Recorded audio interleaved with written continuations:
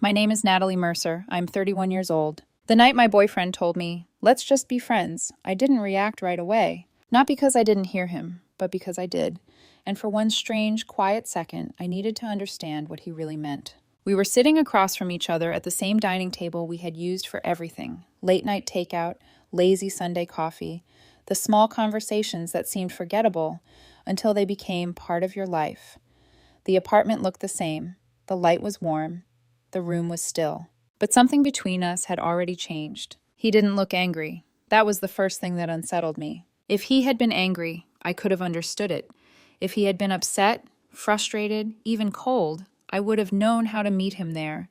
But he wasn't any of those things.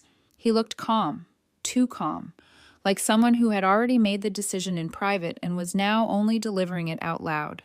Let's just be friends, he said again, softer this time. As if it were reasonable, as if it were mature, as if it didn't erase everything that came before it. I studied his face, waiting for some crack in it, some hesitation, some regret, some sign this was harder for him than he wanted it to look. There wasn't one. Friends? I asked. He nodded. Yeah, I think it's better this way. Better how? He folded his hands together on the table, composed in a way that immediately made me feel like he had rehearsed this. Less pressure, less expectations. We won't fight as much. The answer came too easily. What changed? I asked. His eyes flickered, but only for a second. Nothing changed. That told me more than any real explanation would have. Because when people say nothing changed, it usually means they have no intention of admitting what did. I leaned back slightly and let the silence settle. Then, against my will, I started replaying the last few months. The late replies, the shorter conversations, the way he stopped asking about my day unless I brought it up first, the way he could sit in front of me and still feel somewhere else. There had been signs. I just hadn't wanted to put them together. A few weeks earlier, he had said something that didn't make sense at the time. We've gotten too comfortable. I remembered laughing. Isn't that the point? He hadn't laughed back. That depends. Back then, I ignored it. Comfort didn't sound like a problem to me. It sounded like trust, safety, stability. But sitting there that night, looking at him across the table, I finally understood what he meant. This wasn't sudden. It only felt sudden because he had been slowly leaving, long before he said the words. You're quiet, he said. I'm thinking. About what? I held his gaze. About how long you've been planning this. There was a pause, small but real. I haven't been planning anything, he said. I nodded once. Okay. That okay wasn't agreement. It was acceptance. And the moment I accepted what this was, something inside me shifted.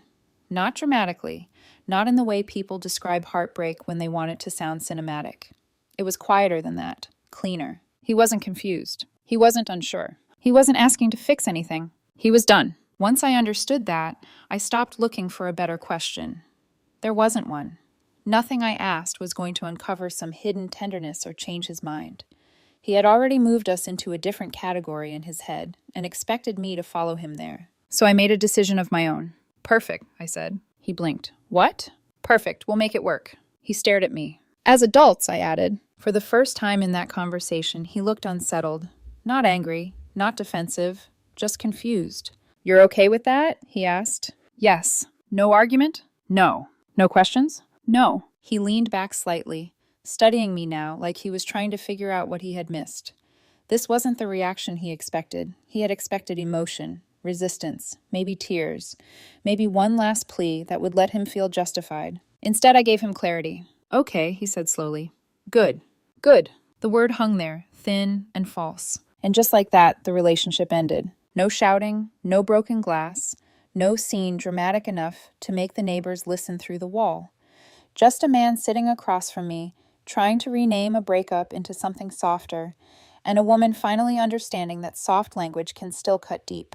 But what he didn't understand in that moment was this. When someone says, let's just be friends, they are not preserving what existed before. They are changing the rules. And once the rules change, everything changes with them. That night, after he left, I didn't text him. I didn't send a paragraph. I didn't ask if he got home safely. I stood up from the table, walked to the front door, and looked at the brass hook beside the frame. His key was still hanging there. Such a small thing. So ordinary, I barely noticed it anymore. But ordinary things carry weight when they symbolize access, trust, routine, the right to arrive without asking. I took it down, walked back to the table, and placed it in front of him before he had fully reached the door. He frowned. What's that? Your key. You don't have to do that. Yes, I do. He gave a short, uneasy laugh. Natalie, come on. We're still friends. Exactly. That single word changed the air in the room. He didn't pick the key up right away. Maybe because for the first time this was becoming real to him too. Maybe because some part of him had imagined a softer transition, one where he could step out of the relationship without losing the comfort that came with it. But comfort has a cost. And if he no longer wanted the relationship, then he no longer got the privileges that lived inside it. I left the key there between us like a line neither of us could pretend not to see. He finally took it, but by then, the moment had already done its work. Something had shifted. Something final. The next morning, I woke up earlier than usual, not because I had to, but because my mind felt clear in a way it hadn't for months. Not peaceful, not healed, just clear. And clarity makes decisions simple. I opened my laptop and started with the quiet things that had blurred the line between mine and ours. Streaming accounts, food delivery apps, shared subscriptions, saved devices, profiles attached to my email. One by one, I removed his access. No speech, no announcement, no performance, just a clean separation between what had been convenient and what no longer made sense. Then I moved to finances. We had a shared account for casual expenses, nothing major, just something practical that had become normal over time. I transferred my portion out, closed my side, and sent a single message. You'll need to handle your expenses separately now. The reply came almost immediately. Wait, what? Then another. Why are you doing this? I looked at the screen for a moment and typed the only answer that mattered. We're friends now. That was when the shift really began. Because suddenly, friends didn't feel as simple as it had the night before. 2 days later, he showed up at my apartment. Not casual, not relaxed, confused. I opened the door, and he stepped forward with the familiar confidence of someone who still thought he had a place there. Then he stopped, as if the room itself was telling him something had changed. You're being dramatic, he said. I'm being consistent. This isn't what I meant. It's exactly what you meant. No, it's not. Then explain it. That stopped him. He looked at me like he expected me to help him finish the thought, like I would smooth it over for him and meet him halfway.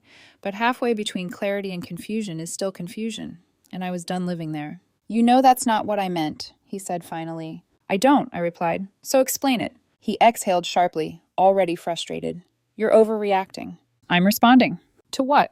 To what you asked for. He fell silent. Then his eyes moved around the apartment, noticing the absences. His shoes were gone from the corner by the door. His charger wasn't on the kitchen counter. His jacket wasn't draped over the chair anymore. All the little traces of him had disappeared. You didn't have to remove everything, he said, quieter now. Yes, I did. Why? Because we're not in a relationship. He looked at me, then away. That's not how this works. It is now. He stared for a long second, like he was finally starting to understand this wasn't a soft landing. This wasn't temporary. This wasn't a new arrangement he could control. He had changed the rules, but he didn't get to decide how I lived under them. You're making this harder than it needs to be, he said. No, I replied. I'm making it honest. That was the part he had no answer for. He stood there a moment longer, then nodded once, tight and reluctant. I'll figure things out, he said. I'm sure you will. He left without another argument, and this time it felt more final than the night at the table had. Not because of what was said, because of what wasn't. Later that week, we ended up in the same place again. Same group, same game night, same music low in the background, same voices overlapping, same easy laughter that made everything look normal from the outside. He walked in like he always did, smiling, relaxed, familiar. But every few seconds, his eyes came back to me, checking, waiting, as if he still expected some sign that I was exactly where he had left me. I wasn't. And before that night was over, he was going to understand that. At one point, he drifted closer and leaned against the back of the chair beside me, casual enough that no one else would think much of it. You've been quiet, he said. I've been listening. He smiled, but it didn't settle naturally on his face. That's new. Is it? He gave a short breath that might have been a laugh if it had landed better. I didn't mean it like that. I know. There was a brief silence. Not awkward. Just unfinished. Then he lowered his voice slightly. So, we're good? I turned and looked at him directly. Define good. That caught him off guard. You know what I mean. No, I said calmly. I don't. The smile on his face shifted. Not gone yet, but thinner. We said we'd be friends, he said. We did. And you agreed? I did. He waited, like the rest of the sentence should complete itself for me. I held his gaze for a second longer, then said, We're clear on where we stand. It wasn't what he wanted to hear, but he took it anyway because it still sounded calm, still sounded manageable. still sounded close enough to agreement for him to pretend the structure hadn't really changed. That was his habit. Not facing the exact truth if a softer version was available. The game started. Cards were dealt. People shifted seats. Someone spilled a drink and laughed too loudly about it. The room settled into the same rhythm it always did, and little by little he relaxed. That was the mistake. Comfort makes people careless. He started acting like himself again, joking more, looking at me less, letting the room convince him everything had leveled out, that maybe the apartment conversation, the key, the accounts, the boundaries, maybe all of that had just been my first reaction. Maybe now I had settled. Maybe now I understood the arrangement the same way he did. About halfway through the night, people switched places for the next round. In the movement, Lena sat down beside me. She had always been more his friend than mine. We knew each other in that group way. Comfortable, polite, never especially close. She picked up one of the cards from the table, turned it over once, then set it back down. "You okay?" she asked quietly. "Yeah." She nodded, but didn't move away. For a second, I thought that was all she was going to say. Then she glanced across the room at him and lowered her voice. I almost didn't say anything. That made me turn toward her. The tone mattered more than the words. Careful, measured. Like she had already debated with herself whether this was her business and had decided, at the last minute, that it was. I didn't interrupt her. People usually say more when you don't rush to fill the silence for them. "He's been talking," she said. "About what?" She hesitated. "About you two." I kept my face neutral. "Like what?" Her fingers traced the edge of the card for a moment before she answered.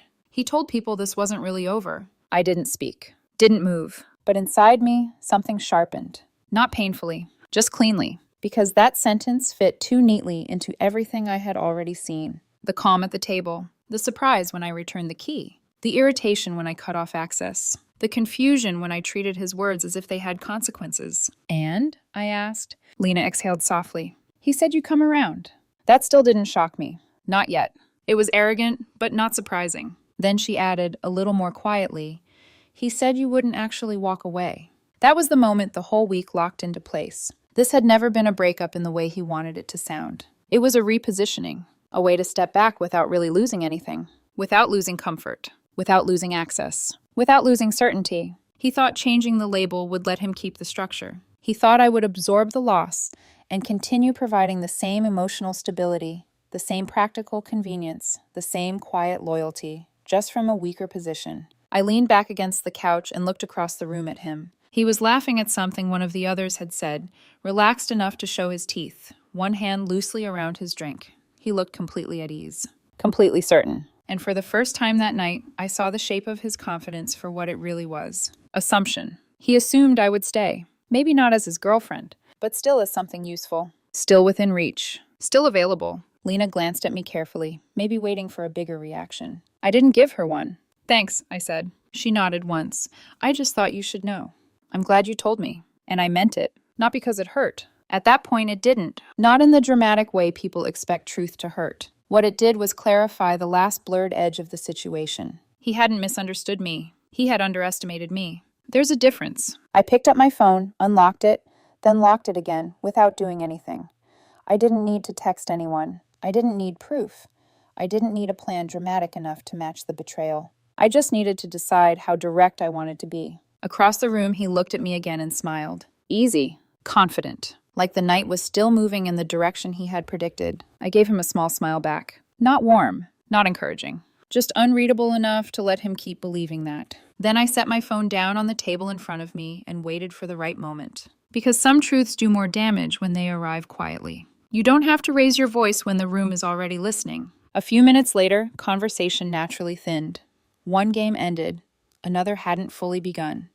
People were in that loose in-between moment where attention drifts and settles wherever the strongest tone in the room takes it. That was when I spoke. "Can I ask you something?" He looked up immediately. "Sure." I held his gaze. "We're not actually friends, are we?" The room didn't go silent all at once. It softened first. The way a room always does when people sense a private conversation has just become public. He laughed lightly, too fast. "What?" "We're not actually friends," I repeated, still calm. "Because friends don't assume they can keep using each other." Now it was quiet. Not total silence, but close enough. His expression changed in small pieces. First confusion, then caution, then the first flicker of real discomfort. "What are you talking about?" he asked. You said you wanted to be friends. I accepted that. I adjusted accordingly. I didn't rush the words. I let each one land. I returned your key. I separated the accounts. I removed the parts of my life that only made sense inside a relationship. Someone at the other end of the table set their glass down softly. No one interrupted. But what you actually meant, I said, was that you wanted the benefits of a relationship without the responsibility of being in one. His jaw tightened. That's not true. Then explain it. He opened his mouth. Stopped. Tried again. Nothing came out. Because there was no explanation that would sound clean in front of other people, not unless he was willing to say the ugly version out loud. I want less from you, but I still want access to what you provide. I want distance, but I don't want consequences. I want control without commitment. People rarely say those things plainly. They dress them in softer language and hope the softness does the work. You're twisting it, he said finally. No, I replied. I'm making it honest. That hit him harder than accusation would have, because honesty leaves less room to hide. His eyes flickered, involuntarily, toward Lena. Just once, then back to me. That was enough. You told people I wouldn't leave, I said. The words were quiet, but they changed the entire shape of the room. His shoulders shifted, not much, just enough to show the first real crack. You went through my messages? He snapped. No. Then how do you know? I didn't answer. I didn't need to. My silence answered better than a name ever could, and everyone understood that. The room didn't feel explosive, it felt aware. Like the truth had been placed in the middle of the table where no one could politely ignore it anymore. He was no longer relaxed, no longer performing ease. For the first time all night, he looked exactly like what he was, a man who had expected the rules to change only for me, and had just realized that wasn't going to happen.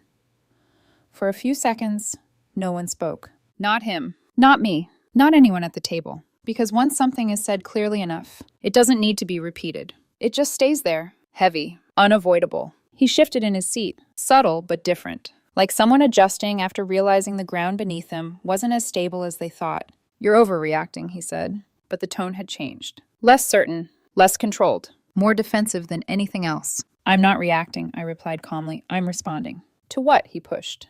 To what you actually did. That's not fair. I held his gaze. Then make it fair, I said. Silence. Because fairness requires honesty, and honesty requires giving something up. He wasn't ready to do that. You said you wanted to be friends, I continued. I accepted that. I adjusted my life to match it. I didn't rush the words. I removed access. I removed expectations. I removed everything that only made sense inside a relationship. Each sentence landed slower than the last. And that's when it became a problem for you.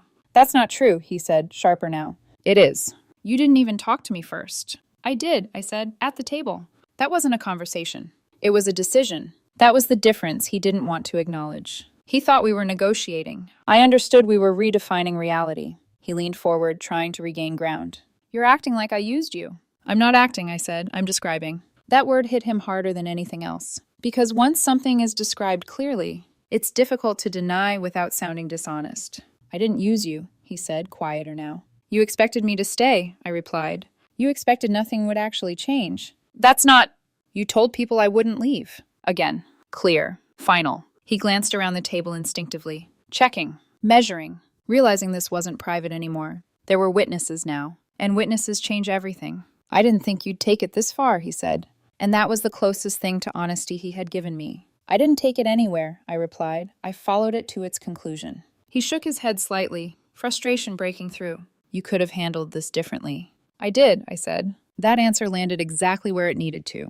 Because what he meant was, you could have made this easier for me. But that was never my responsibility. The silence that followed felt different. Not tense. Not unresolved. Just finished. There was nothing left to negotiate. No softer version waiting underneath. No version where things returned to comfortable. I reached for my glass, took a small sip, and set it down again. Then I looked at him one last time. Calm. Clear. Final. I think we're done here. He blinked. What does that mean? It means we're not friends. The room felt smaller. Focused. And it means... I paused, just long enough for the weight of it to settle. We're nothing. That word landed harder than anything else I had said.